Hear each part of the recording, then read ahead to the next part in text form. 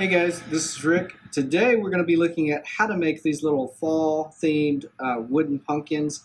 These are super great whether you're looking at making something to decorate your home with, or if you're looking at something to increase your income stream for your projects this fall. These guys are going to be really great to do that. So let's get busy and I'll show you how I did it. All right, I do want to start with saying that these projects do have some plans available on our website, so that's there for you if you'd like to see them written down. The first thing that I do there is I'm really just cutting the ends off of the 2x4s. It really helps keep everything straight for you as your project goes along, and then we cut the first piece, the long piece that's in this project.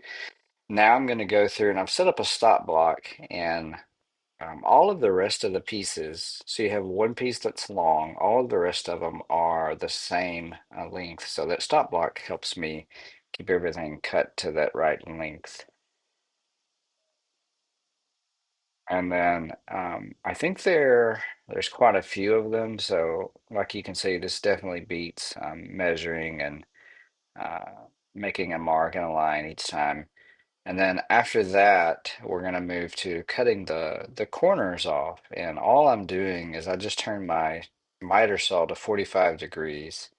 I measured an inch down from the end, and that's where I've kind of put my 45-degree cut. And again, I set up a miter there with kind of a sacrificial little board there. And again, it just helps make this project go easy. One thing you'll notice in the plans as you're building this thing is um, some of the parts you're only going to cut the corners off of on one side. So if you can see, that's what I'm doing there. I've cut one corner and then I flipped it and I'm cutting the other corner, but that's it. And then others, this is going to be part A. So part A is the only one that's actually going to get all four pieces cut off of the corners. This is the piece that's going to go right onto the front. We get that cut. Now, I'm labeling all of my parts, and I know it's not very hard once you've probably done this a couple times, but for me, it helps me keep them straight in my mind. And you can see there that there's really just one long one. All the rest of them are the same. And I'm using a Kreg jig here into this 2x4, and I'm going to drill 4 holes. And this is the only place that I'm going to use a Kreg jig for this project. And this will be to connect part D to part C's. And that's what I'm fixing to do here. So I've put the Kreg assembly bit on, and now I'm about to connect these pieces. You didn't see it, but I did put some wood glue in between there, and I'm actually just using a clamp. And the only thing I'm using that clamp for is just to hold these pieces still, so that when that screw gets locked in, I like the Kreg screws because um, they have a tendency to kind of pull things tight together. So as long as you've got it tight in the beginning, once you install your screw, it's going to stay really tight. And I'm actually using 2.5 inch exterior Kreg screws on this project. So this has got that piece put together, and now we're moving on to putting on part B.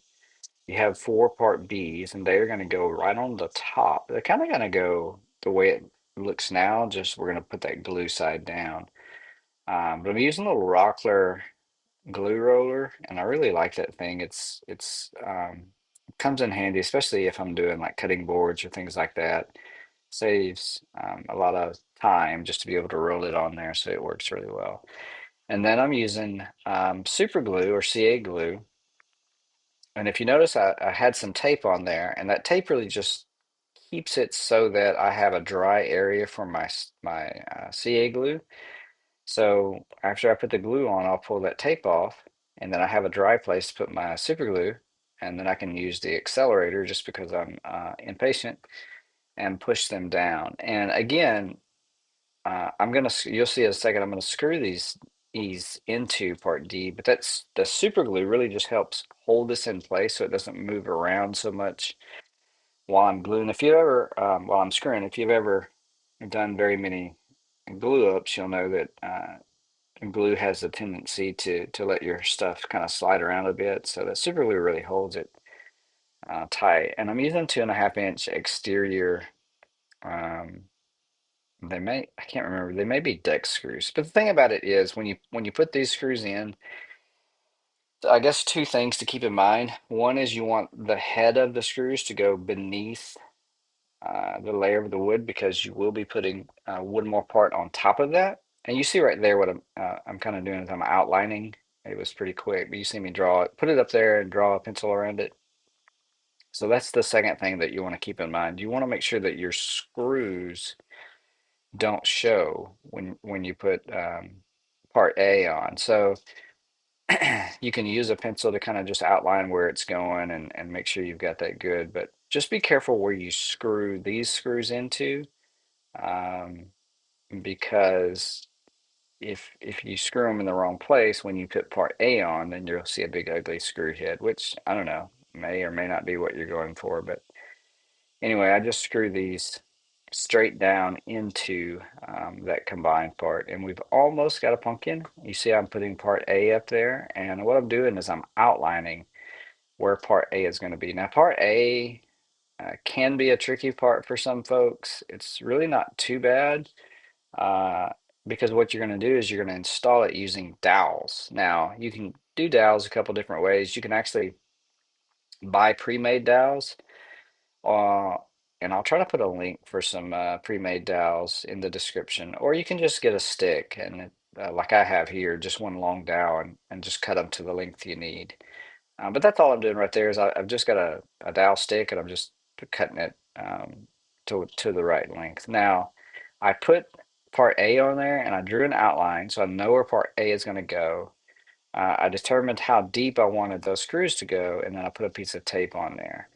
Um, and you'll see in a minute that tape kind of slid up further than it was supposed to, so I have to readjust it. But the placement of these hose isn't critical as long as you get them within the outline of part A. It doesn't really matter where you put these holes. So you don't have to be scared or concerned about using dowels. They're pretty easy, and I'll show you why here in just a second. But we've got all of the holes. I think it was just 4 holes that I drilled into that. We've got them. Now what I'm going to use is what's called some dowel centering pins. And I'll show you these here. I got these off of Amazon, and what you'll do is you'll place those inside the hose that you just drilled. And then after you do that, you'll place part A. Now you need to put part A where it's going to go. And I label the bottom so I know which side to put it back on. But you put part A on top of those pins right in the right place, and you'll push down.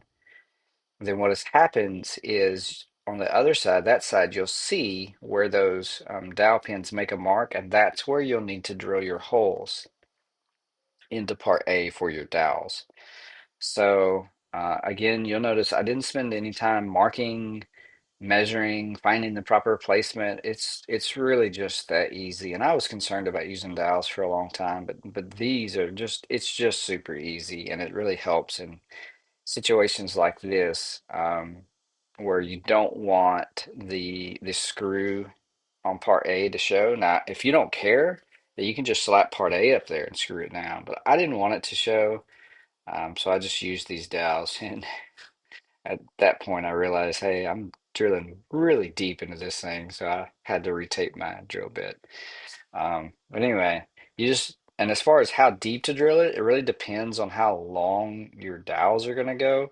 I think I drilled them, I think it was an inch because I have an 1.5 inch board in that 2x4, and I wanted them to go an inch into each part. So that's what part A looks like after you get it drilled. And now we're going to put the dowels into place, and I'm just going to use some Tite Bond 3 wood glue and a little attitude adjuster and my hammer there to knock them down.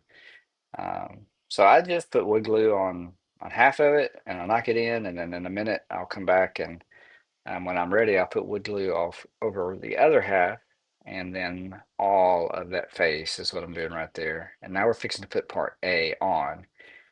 And I put some wood glue on part A, and then the same thing. You just tap it down. It's just super easy to do, and it really gives you a clean look. And you are almost done. This is actually the last part that you're gonna do.